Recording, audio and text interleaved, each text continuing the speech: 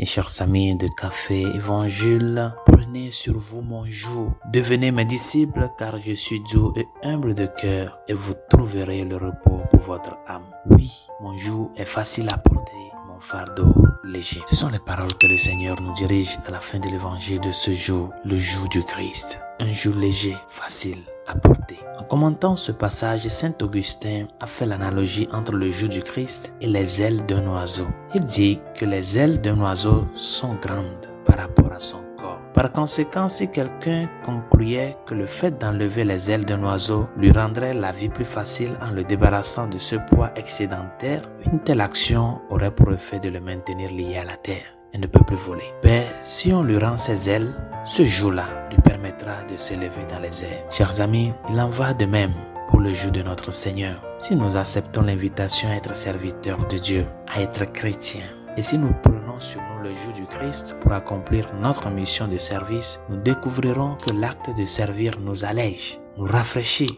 nous revigore et nous donne de l'énergie. Parce que le service de Dieu est ce pourquoi nous sommes faits, tout comme un oiseau est fait pour avoir des ailes. Et comme l'oiseau, si nous enlevons le joug du service de Dieu de notre vie, si nous quittons ce service que nous devons rendre au Seigneur, directement à lui et indirectement à nos prochains, nous sommes alourdis et nous ne pouvons pas accomplir le bien pour lequel nous sommes faits. Porter le joug du Christ signifie que nous sommes appelés à vivre notre vie avec lui et en lui. Il est venu pour servir et donner sa vie en rançon pour la multitude. Il est de notre devoir de faire de même en lui permettant de le faire en nous. C'est le Christ et sa servitude qui doit être la motivation et le fondement de ta vie. Résolution de ce jour, que le fait de faire du bien à l'autre ne soit pas pour toi une option, c'est une obligation. Prends ce jour-là sur toi. Même si le bien que tu fais n'est pas récompensé, prends sur toi ce jour. Apprends de servir Dieu à travers ces personnes-là que le Seigneur met sur ton chemin et apprends de le servir à lui-même directement dans la prière, dans la pratique des sacrements, dans la vie de charité. Bonne journée. Dieu vous bénisse.